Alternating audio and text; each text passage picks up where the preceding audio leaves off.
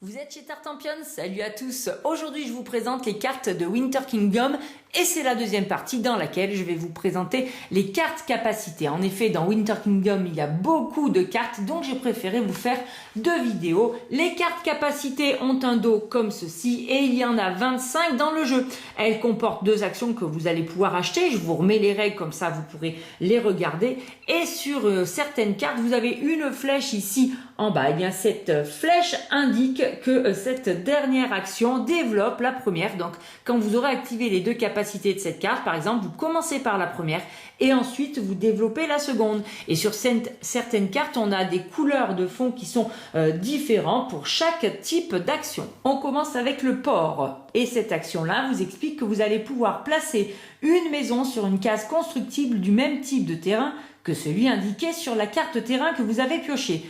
Et comme d'habitude dans Winter Kingdom, si possible, vous devez placer cette maison adjacente à une de vos maisons déjà en jeu. Alors la partie du bas de cette carte correspond également à la partie du haut d'autres cartes avec juste différents types de terrain.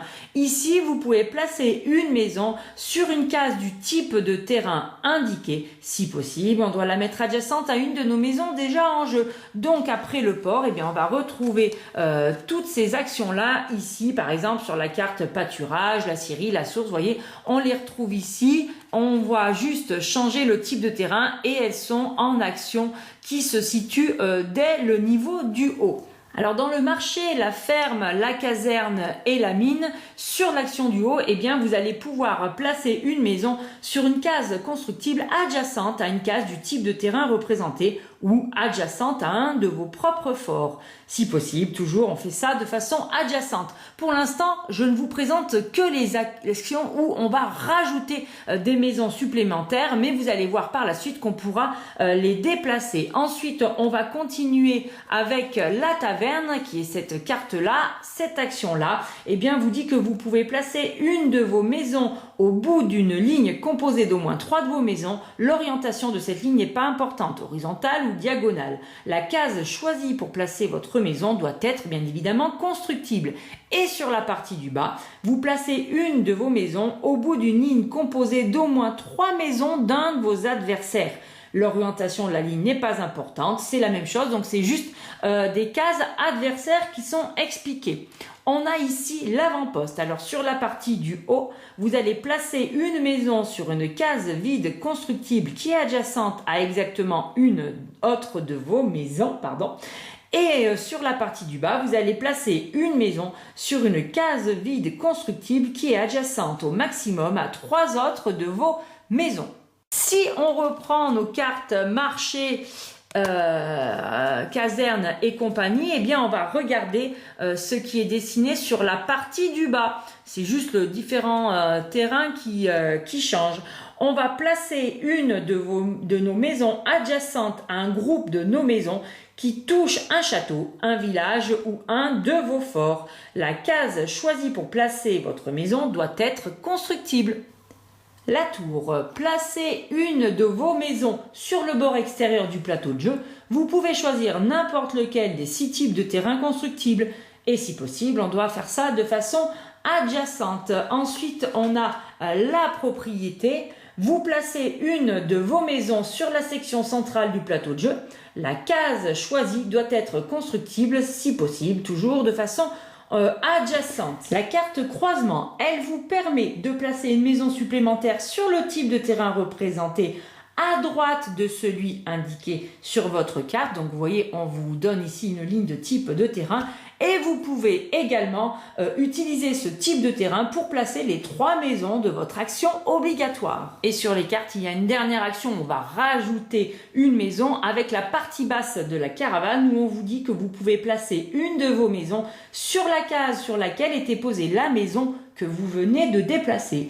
Et maintenant, je vous présente les différentes actions de déplacement. Donc on commence avec le toboggan où vous pouvez déplacer une de vos maisons déjà en jeu sur une case dans n'importe quelle direction, horizontalement ou en diagonale, et bien sûr sur une case vide et constructible.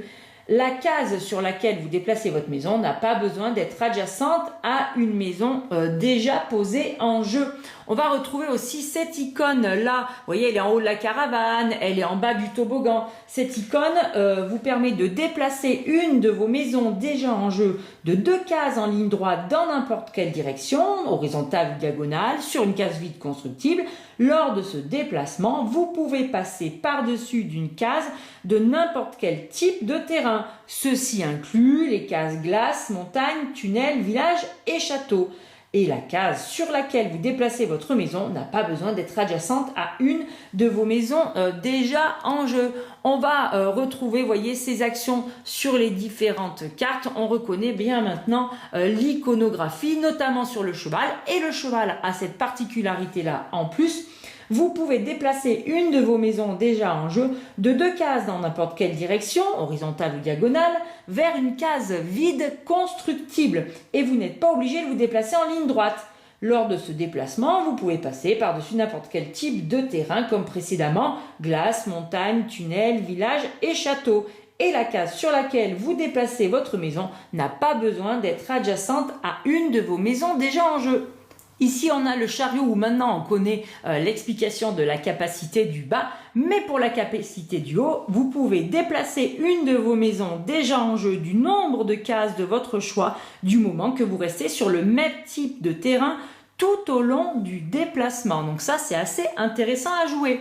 Et ici, on va retrouver un petit peu le même type d'action que celle-là. On va la voir sur cette carte-là et on va la voir également sur cette carte ici. Alors, cette action-là, eh bien, vous pouvez déplacer une de vos maisons déjà en jeu qui est adjacente ou placée sur une case montagne ou glace. Voilà pourquoi on a le guide et le chien de traîneau. Vous pouvez déplacer cette maison du nombre de cases de votre choix à condition de ne traverser que des cases montagne ou glace et de terminer sur une case vide constructible. La case sur laquelle vous déplacez votre maison n'a pas besoin d'être adjacente à une de vos maisons déjà en jeu.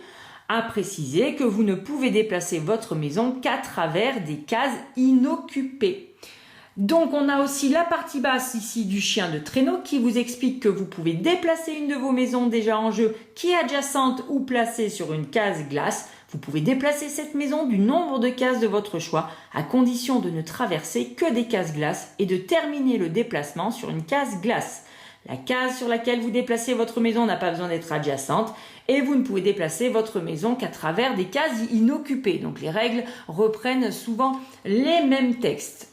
Alors cette carte qui a un fond coloré eh bien, vous permet également d'utiliser une carte tunnel afin de déplacer grâce à ce guide une de vos maisons qui n'est pas adjacente à un tunnel de façon à ce qu'elle le devienne.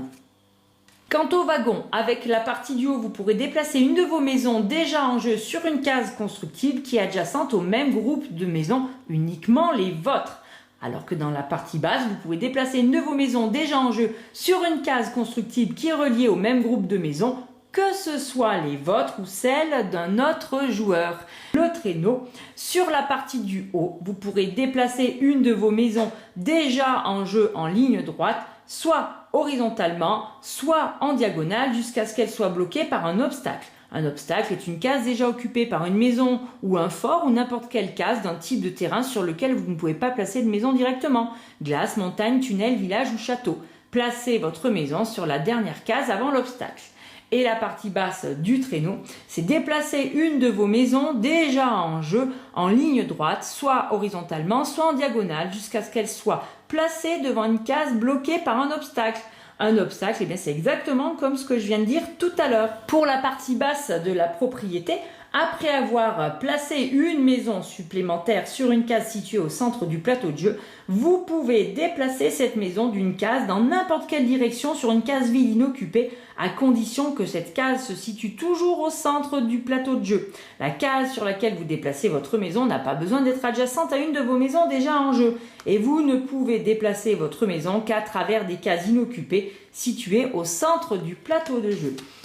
Et enfin, eh bien, on a à la partie basse de ces cartes que je vous avais montré tout à l'heure, c'est un petit peu l'inverse. Là, on rajoute une maison et là, on va pouvoir la déplacer après avoir placé une maison supplémentaire sur une case du type de terrain indiqué, eh bien vous pourrez déplacer cette maison d'une case dans n'importe quelle direction vers une case vide, inoccupée et constructible. La case sur laquelle vous déplacez votre maison n'a pas besoin d'être adjacente à une de vos maisons déjà en jeu. Et bien voilà, chers amis, voyez, vous allez avoir de quoi faire avec les cartes capacité. Allez, je vous mets tous les liens ici et j'espère que cette vidéo vous a plu. Je vous dis à très bientôt chez Tartampion et d'ici là, n'oubliez pas, amusez-vous bien.